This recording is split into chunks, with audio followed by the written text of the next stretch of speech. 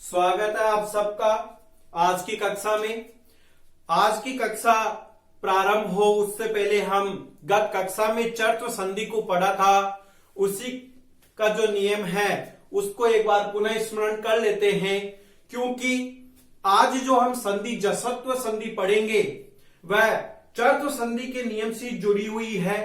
अगर हमें चर्त्व संधि का नियम अच्छे से आ रहा है तो जसत्व संधि के नियम को समझने में कोई भी कठिनाई नहीं होगी।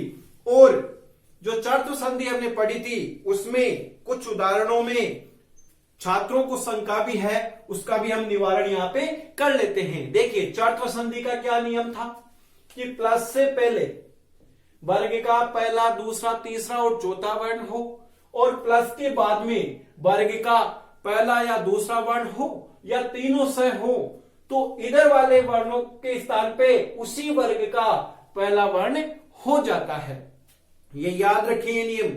अगर हमें नियम याद रहेंगे तो निश्चित है हम कितनी भी कठिन तरीके से संधि के उदाहरण क्यों नहीं आए, हम उनको अच्छे से सरल कर जाएंगे, हमें वो उदाहरण अच्छे से आएंगे। अब देखिए कल सबसे पहले शंका हुई कि सर आपने बताया सत प्लस कार्य, लेकिन आप इसको सत प्लस कार्य भी लिखा रहे हो।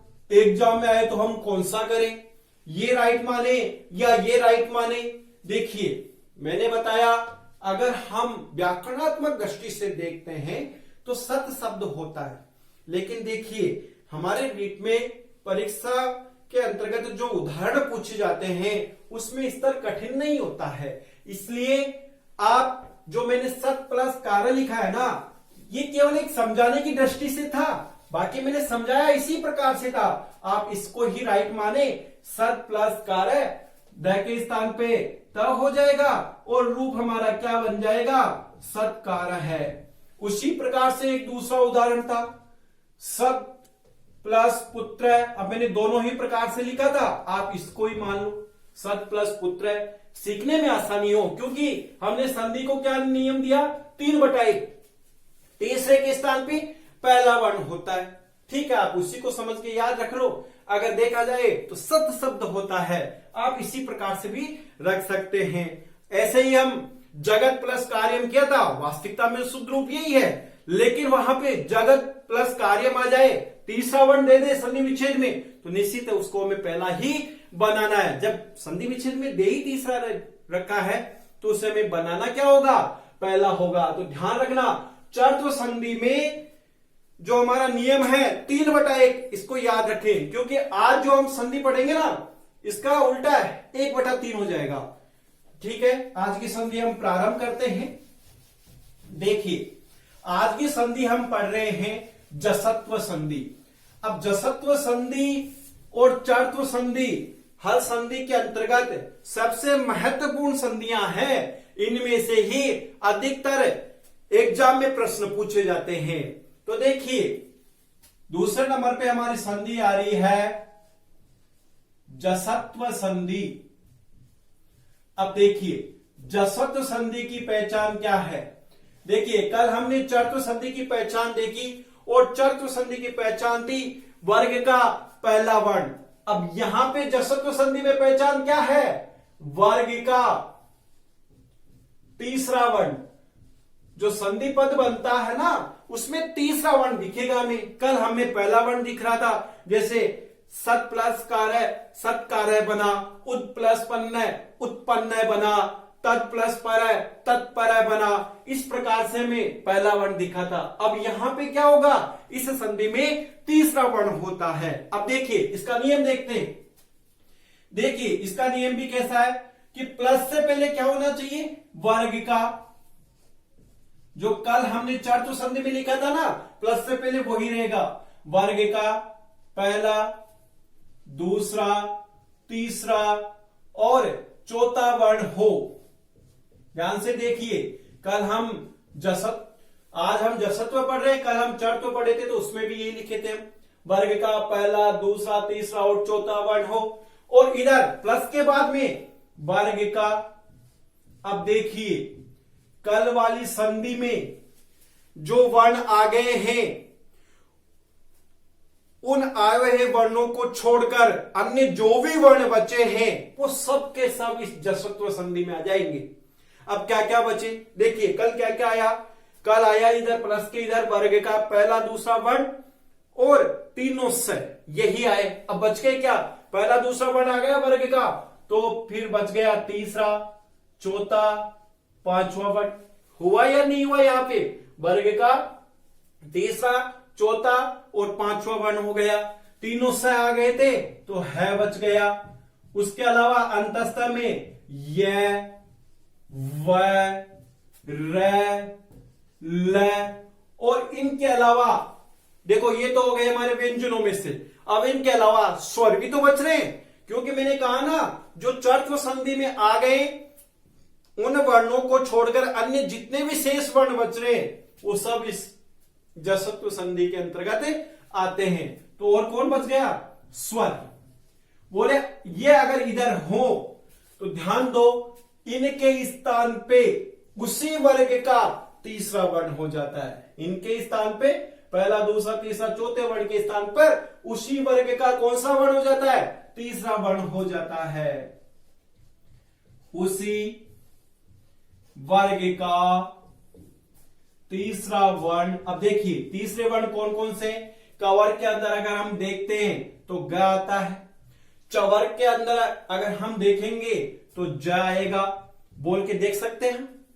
अगर हम टवर्ग के अंदर देखते हैं तो ड आता है, तवर्ग के अंदर देखते हैं तो द आता है और पवर्ग के अंदर देखते हैं तो ब आता है। इस प्रकार से 5 वर्ग होते, पांचों वर्गों के 5 वर्ण हो गए, उसी वर्ग का तीसरा वर्ण हो जाता है, हो जाता है। अब देखो इसको याद करने का सीधा सी तरीका क्या है, चर्त्व संधि का नियम याद कर लो।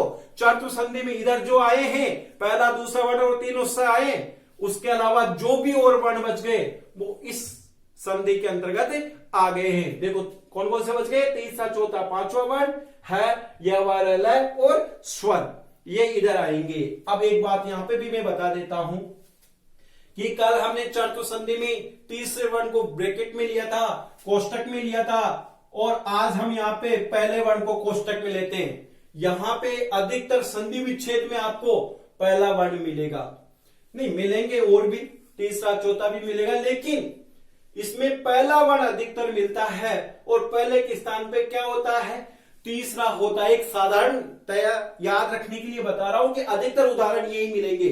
तो देखो चर्त्व संधि में क्या नियम था, 3/1, तो ये संधि कौन सी हो गई, 1/3। पहले के स्थान पे कौन सा करेंगे हम, तीसरा वर्ण करेंगे, ये याद रख लीजिएगा। अब देखिए उदाहरण देखते हैं, परीक्षा की दृष्टि से काफी महत्वपूर्ण उदाहरण, जगत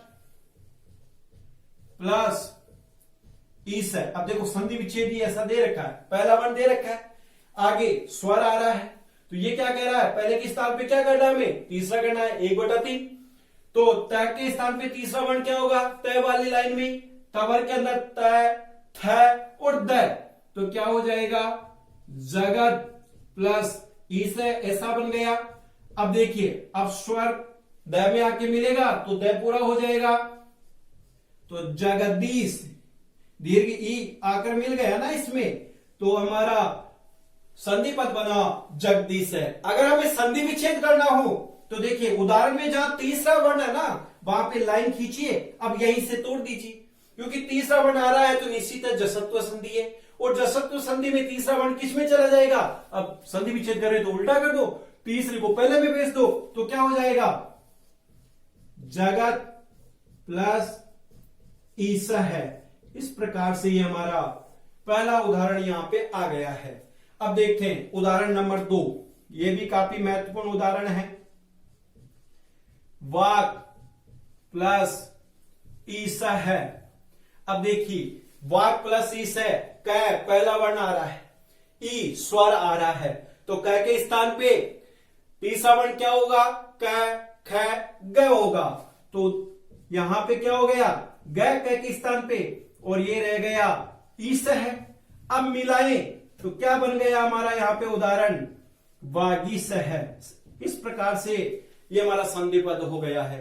अगर हम संधि विच्छेद करेंगे तो जहां पे तीसरा वर्ण है वहीं पे लाइन आप खींचिए, अब यहीं से वापस तोड़िए, तीसरे के स्थान पे जब हम टुकड़ा करते हैं, संधि विच्छेद करते हैं, तो वापस पहला हो जाएगा। नियम याद रखना है, नियम के अनुसार सारा काम हो रहा है। तो क्या हो गया, गय के स्थान पे पहला वर्ण क, हलंत करना ही है क्योंकि स्वर इससे निकल जाएगा। वाग प्लस ईस है। ध्यान रखना, वहां पे परीक्षा में किस प्रकार से हमको कंफ्यूजन करेगा। एक उदाहरण ऐसा दे देगा, वाग प्लस ईस है, एक में दे देगा यहाँ पे हलंत वाला वाग प्लस ईस है, और एक दे देगा वाग प्लस ईस है, ऐसे अलग अलग करके दे देगा। अब बताएगा इसमें से कौन सा है। तो आपको ये भी याद रखना है कि हलंत है क्योंकि इसमें से स्वर निकला है, इसमें कंफ्यूजन नहीं होना है। अगर क पूरा आ रहा है तो वो शुद्ध नहीं है, हलंत वाला हमारा क्या होगा यहाँ पे सही होगा। अब देखिए, ऐसे ही अगला उदाहरण देखते हैं। पहले हम स्वरों के ही देख लेते हैं। दिक प्लस अंबर। अब देखिए, इधर स्वर आ रहा है, इधर पहला वर्ण आ रहा है, तो पहले वर्ण के स्थान पे क्या हो गया, तीसरा वर्ण दिक प्लस अंबर है। इस प्रकार से हमारा यहाँ पे बना। अब देखिए, ग हलंत आ रहा है तो इसमें स्वर मिल जाएगा तो ग पूरा हो जाएगा, और संधि पद बन गया हमारा, अ इसमें मिल गया तो ग पूरा हो गया, दिगंबर है। इस प्रकार से हमारा संधि पद बन गया। अगर हम संधि विच्छेद करना है तो जहां पे तीसरा वर्ण है वहीं पे लाइन खींची। अब देखिए, ग हलंत नहीं है ना, ग में स्वर मिला हुआ है अ, तब ये पूरा है, तो इस अ को वापिस निकाल दीजिए, अंबर है। और तीसरा किस में चला जाएगा जब हम संधि विच्छेद करेंगे, तो पहले में, तो दिक, दिक प्लस अंबर है। इस प्रकार से हमारा संधि विच्छेद हो गया। एक उदाहरण और देख लेते हैं। सट प्लस आनन। अब देखिए, ऐसे देखा जाए ना तो ये सस शब्द है, लेकिन आप तो यही रखो, सट प्लस आनन है। अब देखिए, ट आ रहा है पहला वर्ण, हलंत है, आगे आ रहा है स्वर, तो निश्चित है जब हमारी स्थिति ये बन गई नियम वाली, तो यहां पे भी तीसरा वर्ण हो जाएगा। तो ट वर्ग में तीसरा वर्ण क्या होता है, ट, ठ, ड। तो सड़, ट के स्थान पे ड हो गया, और इधर रह गया आनन, ड हलंत है, तो आ स्वर उसमें आकर मिल जाएगा और हमारा संधि पद बन जाएगा सड़ानन। अगर ऐसा रूप आ जाता है संधि विच्छेद के लिए बोला जाए, तो जहां पे तीसरा वर्ण है वहीं पे लाइन हमें खींचनी है। एक तरह से ये हम समझने के लिए लाइन बना रहे हैं नीचे। अब देखिए, ड में कौन सा स्वर है उसको अलग कर दो, आ की मात्रा दिख रही है तो आनन है। अब तीसरा वर्ण है, संधि विच्छेद करेंगे तो क्या हो जाएगा, पहला वर्ण हो जाएगा, तो ड के स्थान पे क्या हो जाएगा, ट, तो सट प्लस आनन है। इस प्रकार से ये संधि हो गई है। याद रखना, इसमें 1/3 अधिकतर, और चर्त्व संधि में क्या था, 3/1। लिखिए इन उदाहरणों को जल्दी से, लिखने में शुद्धता रखें। मैं ऊपर के मिटा देता हूं।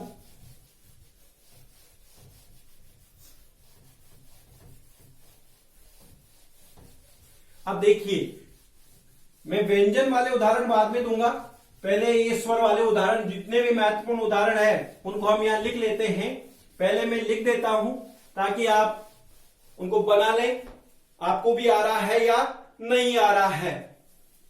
देखिए, 5वें नंबर पे हम उदाहरण लेते हैं, अच प्लस अंत है। 6 नंबर पे ले लेते हैं हम सुप प्लस अंत है। इनको आप बनाइए, इनको लिख लो, फिर इनको आप बनाओ ऐसे कैसे ही। और एक और ले लेते हैं स्वरों में,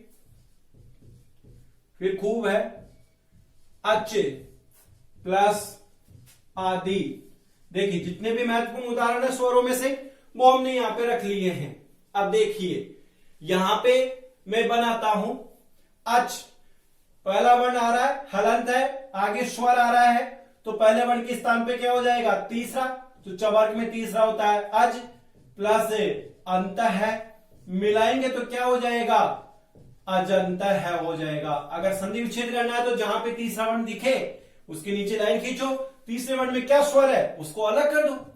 अ दिख रहा ना इसमें, क्योंकि हलंत होता, अगर अ नहीं होता तो अंत है, और अगर जब हम टुकड़े कर रहे हैं तो तीसरा वर्ण वापस किस में आ जाएगा, पहले वर्ण में आ जाएगा। तो अच प्लस अंत हो गया। ऐसे ही सुप प्लस अंत स्थिति मिल रही है, इधर पहला वर्ण आ रहा है, इधर स्वर आ रहे हैं। तो अब पवर का तीसरा वर्ण कौन सा है, प फ ब। तो देखिए प के स्थान पे क्या हो गया, ब। अंत ऐसा का ऐसा ही रह गया, मिलाते हैं तो क्या बन जाता है, ब हलंत है, तो अस्वर आकर मिला तो पूरा हो गया, सुबंत है। इस प्रकार से हमारा संधि पद बना।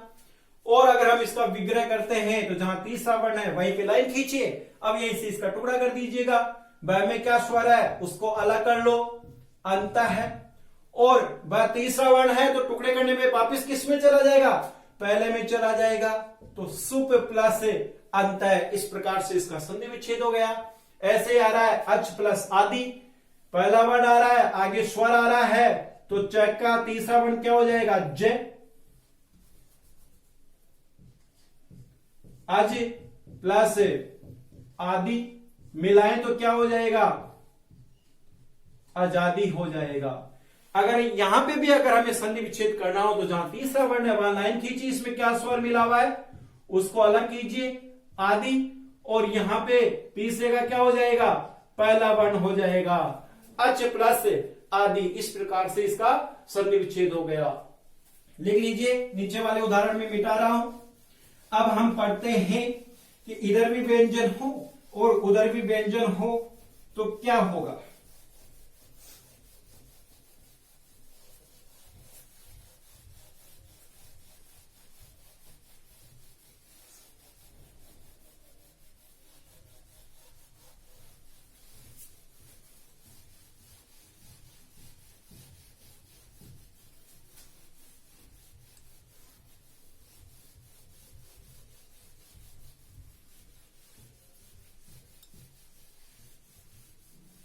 देखिए व्यंजन वाले उदाहरण हम यहां पे देखते हैं।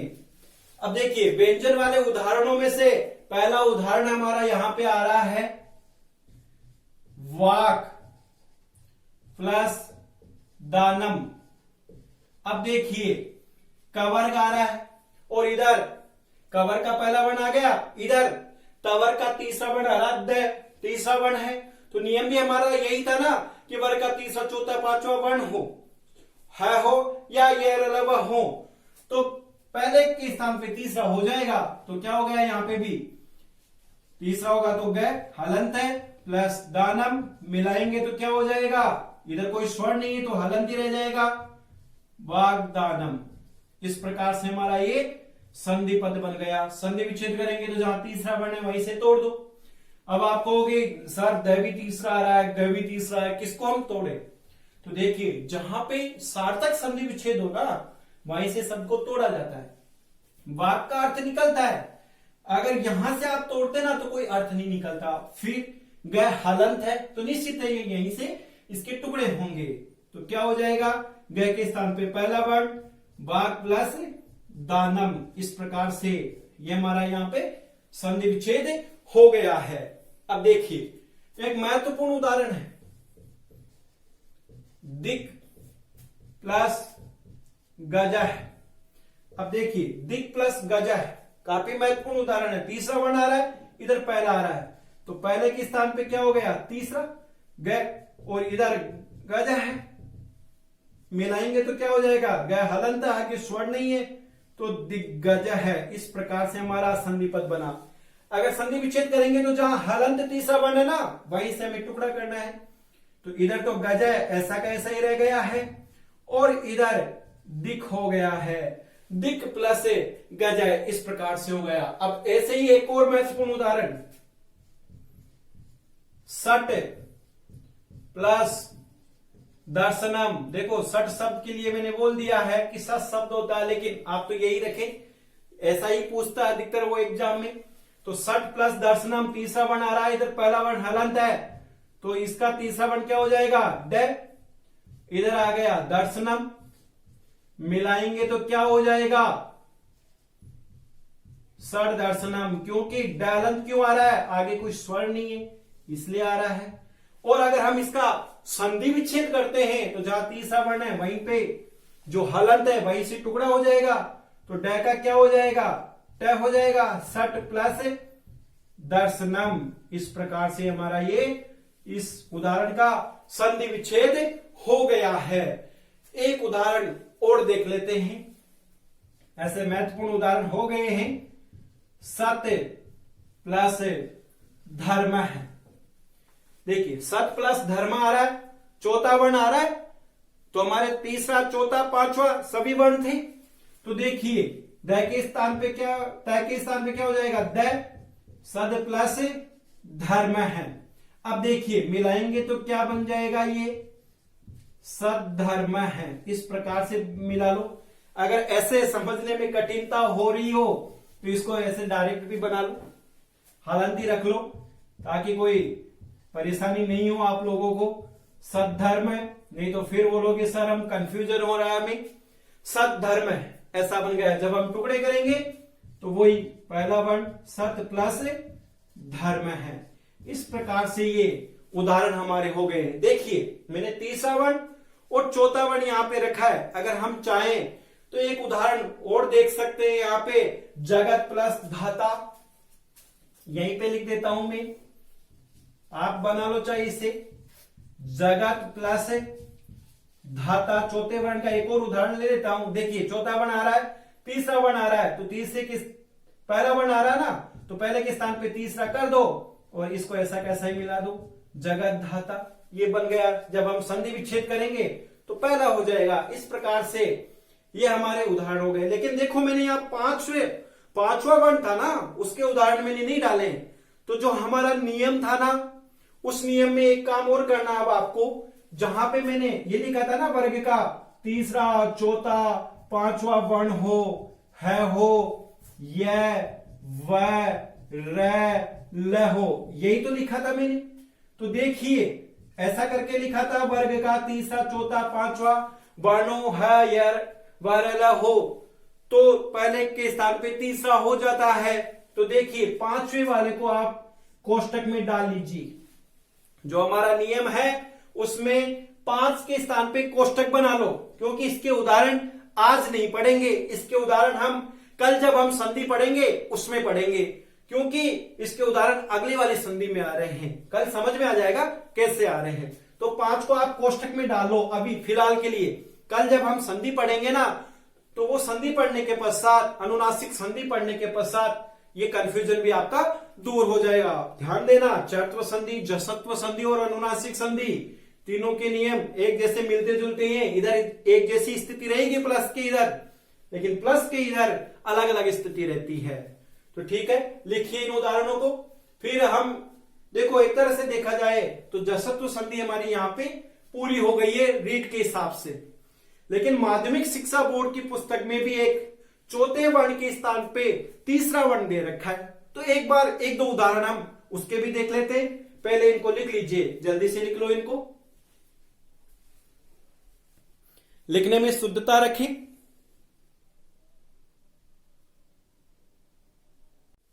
अब देखिए, अब हम देखते हैं चौथे वर्ण के स्थान पर तीसरा वर्ण करना।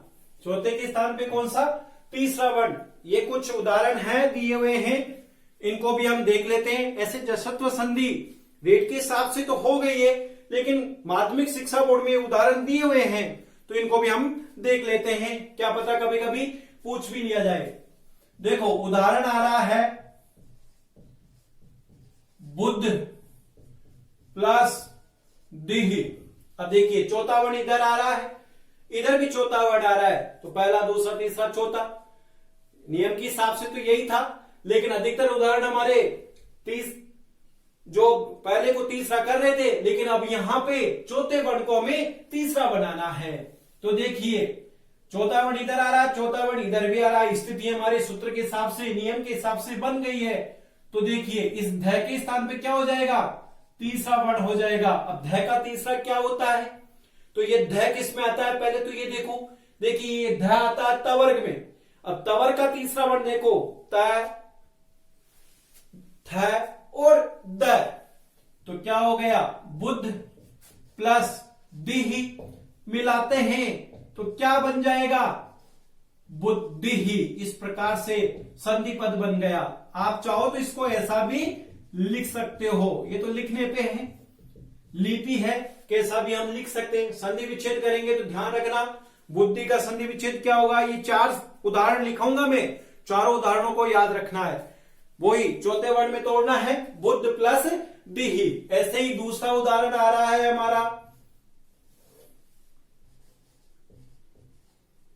सिद्ध प्लस दिही, सिद्ध प्लस दिही, दोनों तरफ चौथा वर्ण हमारा यहां पे आ रहा है, तो इस ध के स्थान पे तीसरा वर्ण क्या होगा, अभी हमने समझा, द होता है, सिद्ध प्लस दिही मिलाएंगे तो संधि पद क्या बन जाएगा, सिद्धि ही। अब लिपि है, इसको लिखने में हम ऐसे भी लिख सकते हैं, लिपि है, कैसा भी लिख लो, ऐसा भी लिख सकते हैं और ऐसा भी लिख सकते हैं। ऐसे ही तीसरा उदाहरण आ रहा है इसमें, क्रुद्ध प्लस दह। अब देखिए दोनों तरफ चौथा वर्ण है, तो इसका तीसरा क्या हो जाएगा, द क्रुद्ध प्लस दह। नियम के हिसाब से अब मिलाते हैं तो क्या बन गया हमारा यहां पे संधि पद, क्रुद्ध है। आप चाहो तो इसको ऐसा भी लिख सकते हो, ये लिपि के अनुसार लिख रहे हैं हम, क्रुद्ध है। 3 उदाहरण हमारे यहां पे हो गए। एक उदाहरण और है, और वह उदाहरण है लब प्लस दह। ये 4 ही उदाहरण काफी ज्यादा महत्वपूर्ण है, इसलिए मैं 4 ही लिखा रहा हूं। देखिए भय, देखिए कौन सी लाइन में आता है। अब इस भय को अगर हम देखते हैं तो ये पवर्ग में आता है। अब पवर का तीसरा अक्षर क्या है, प फ ब, तो क्या हो जाएगा यहां पे, लब।